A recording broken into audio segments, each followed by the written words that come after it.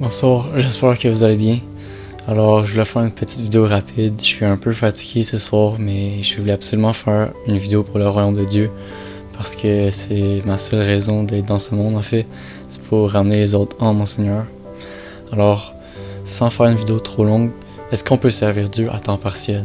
Est-ce que c'est possible de servir Dieu à temps partiel en allant à l'école, en travaillant, en ayant des enfants, en faisant du sport, peu importe? Est-ce que c'est possible de servir Dieu à temps partiel?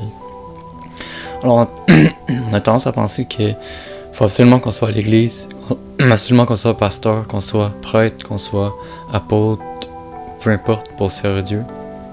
Est-ce que c'est possible de servir Dieu autrement, en fait?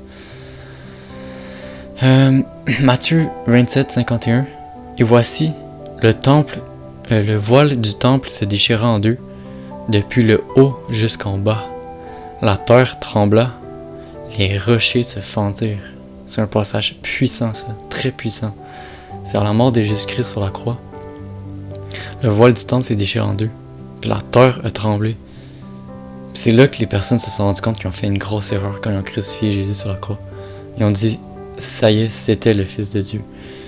Puis ce que ça veut dire, ça, le voile s'est déchiré en deux, c'est que la religion existe. La religion est morte, en fait.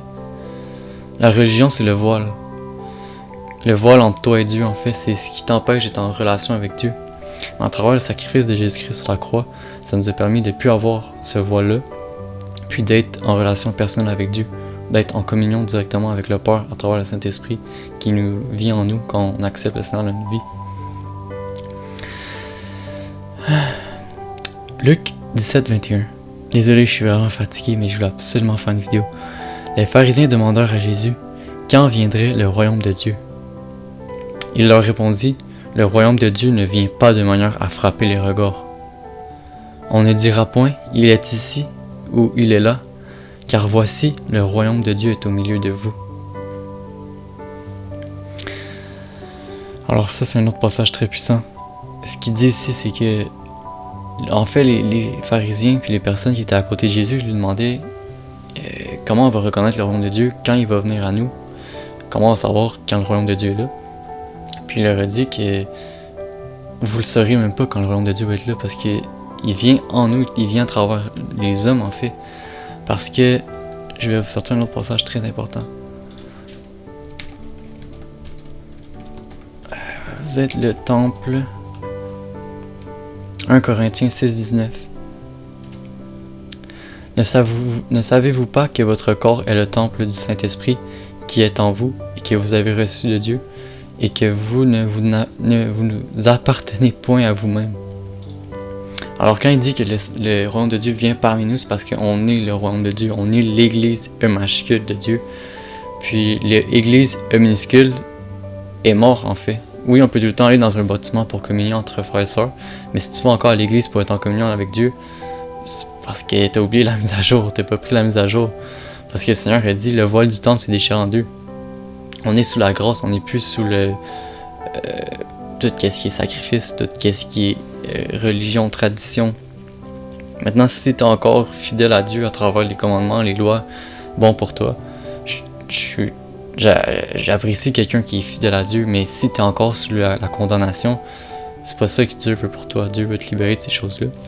Mais je pense que je me suis un peu éloigné du sujet. Mais vraiment, on peut servir Dieu en tout temps. En fait, on n'a pas besoin d'aller à l'église, on n'a pas besoin d'être dans la religion pour servir Dieu. C'est dans les petites actions de tous les jours. C'est vraiment comment tu vis ta vie, comment Dieu, c'est ta passion en fait.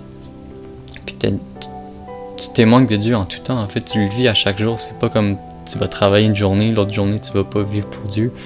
Alors c'est vraiment quelque chose que c'est la lumière qui vit en toi en fait. Puis les gens se rendent pas compte d'à quel point quand tu es le Seigneur en toi, tu es la lumière du monde. Dans ce monde-là, il n'y a aucune lumière en fait, c'est ténèbres. Puis quand Jésus dit « Vous êtes la lumière du monde », une ville située sur une montagne ne peut être cachée. Et si on n'allume pas, on n'allume pas une lampe pour la mettre sous le boisseau, mais on la met sur le chandelier et elle éclaire tous ceux qui sont dans la maison. Matthieu 5, 14. Vous êtes la lumière du monde. Vous êtes comme des... En fait, quand tu ne sers pas Dieu, t'es semblable à une lampe de poche. on met sa main sur la lampe de poche. Puis la lampe de poche, elle émet de la lumière, mais pas autour d'elle. Mais quand tu commences à servir Dieu dans le mystère, c'est comme si tu enlevais ta main de la lampe de poche, puis tu te rends compte que la puissance que tu as en toi, tant que tu n'as pas commencé à servir Dieu, tant que tu n'as pas commencé le mystère, tu n'as aucune idée de la puissance qui est en toi. Quand le Seigneur dit, mais en fait, quand on dit qu'il y a de la puissance dans le nom de Jésus-Christ, tu le sais pas tant que tu n'as pas commencé à servir Dieu. Mais tu le sais, mais pas encore tout à fait. Quand le Seigneur dit, vous êtes la lumière du monde, on met pas une lumière sur un chandelier pour le mettre dans une... Attends, je vais le relire ici. On n'allume pas une lampe pour la mettre sous le boisseau, mais on la met sur le chandelier pour qu'elle éclaire tous ceux qui sont dans la maison. En voulant dire que ta lampe de poche, tu mets pas ta main par-dessus pour la cacher, tu t'enlèves ta main pour éclairer toute la salle. Alors si tu sers pas Dieu, tu sers à rien en fait. T'es un serviteur inutile. Mais bon, je sais que le malin, il va essayer de t'intimider, mais le malin, en fait, ce qu'il veut, c'est cacher ta lampe de poche. Parce qu'il sait que tu as la lumière en toi. Puis quand tu as la lumière en toi, le malin, il va t'intimider. Il va essayer de te donner la honte, en fait. Il va essayer de faire en sorte que tu aies honte pour pas que tu enlèves ta main de ta lampe de poche. Puis tu commences à éclairer ce monde-là. Parce que quand tu éclaires le monde, tu amènes d'autres personnes à la vérité, tu amènes d'autres personnes à la lumière. Puis c'est ça que le malin veut pas, en fait. Parce que le malin est jaloux, en fait. Le malin veut pas que tu puisses hériter de la vie éternelle. Parce que lui, il est déjà jugé, il a rien à perdre. Le monde, il pense que le diable, c'est leur ami, mais le diable, il s'en fout de toi, là. Son seul but, c'est que tu aies le même jugement que lui. Alors, vraiment, tous ceux qui pensent que le diable est gentil, puis si tu prends son côté, il va être gentil avec toi. Aussitôt que tu as pris son côté, il s'en fout de toi, là. Bon, c'est un petit peu difficile à entendre, mais c'est la vérité, en fait. Mais bon, je vais pas mêler encore une fois. Jérémie 31-33. Mais voici l'alliance que je ferai avec la maison d'Israël. Après ces jours-là, dit l'Éternel, je mettrai ma loi au-dedans d'eux, je l'écrirai dans leur cœur, et je serai leur Dieu, et ils seront mon peuple. Celui-ci n'enseignera plus à son prochain, ni celui-là à son frère, en disant, connaissez l'Éternel, car tous me connaîtront, depuis le plus petit jusqu'au plus grand, dit l'Éternel, car je pardonnerai leur iniquité, et je ne me souviendrai plus de leurs péchés. Ça, c'est une autre prophétie puissante de l'Ancien Testament qui annonçait la venue de Jésus-Christ. Comme quoi, il allait pardonner toutes les iniquités et il allait plus se souvenir de nos péchés à travers son Fils unique qui est mort sur la croix. Alors, nécessairement que tout le monde croit en Dieu, mais pas tout le monde est prêt à accepter la réconciliation avec Dieu. Alors, quand Jésus dit « même les démons croient », ben peut-être pas Jésus, mais il dit « même les démons croient en Jésus-Christ », en voulant dire qu'ils sont en enfer, mais ils croient quand même à Jésus-Christ. Alors c'est pas parce que tu crois à Dieu en fait que t'es sauvé. C'est le monde qui pense qu'ils sont des bonnes personnes puis qu'ils vont pas aller en enfer. Il y a un autre passage qui me vient en tête, c'est une voix qui semble bonne. Je vais aller chercher un passage.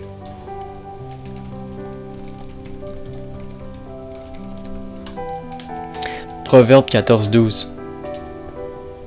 Telle voie paraît droite à un homme, mais son issue, c'est la voie de la mort.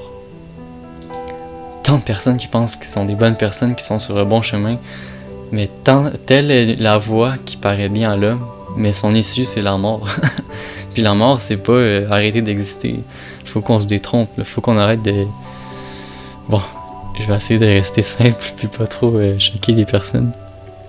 Quand t'as la vérité en toi, c'est différent. Matthieu 28-19. Jésus s'est empoché, leur parlant ainsi. Tout pouvoir m'a été donné dans le ciel et sur la terre. Allez, faites de toutes les nations des disciples, les baptisant au nom du Père, du Fils et du Saint-Esprit, et enseignez-les à observer tout ce que je vous ai prescrit. Et voici, je suis avec vous tous les jours jusqu'à la fin du monde. Matthieu 28-19, encore une fois. Ça, c'est puissant, encore une fois, pour répondre à notre question. Que j'ai de la misère à répondre parce que je suis trop fatigué ce soir, mais tout pouvoir m'a été donné sur le ciel et sur la terre. Allez et faites de toutes les nations des disciples, les baptisant au nom du Père, du Fils et du Saint-Esprit. À quel moment j'ai dit le mot religion dans tout ça? Est-ce que j'ai dit le mot religion une seule fois? Faites de toutes les nations des disciples. Est-ce que j'ai dit quelconque religion qu'on connaît surtout en ce moment?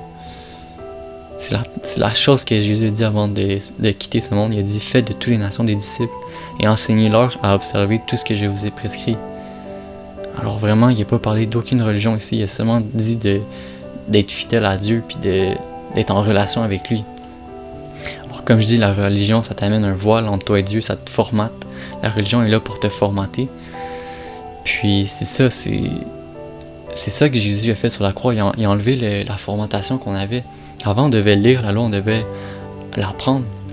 Mais maintenant, avec Jésus-Christ, on a la loi dans notre cœur. On n'a plus besoin d'être formaté parce que c'est normal en nous. On peut vivre librement. On n'a plus besoin d'être sous le lourd fardeau de la loi, sous le lourd condamnation de la loi.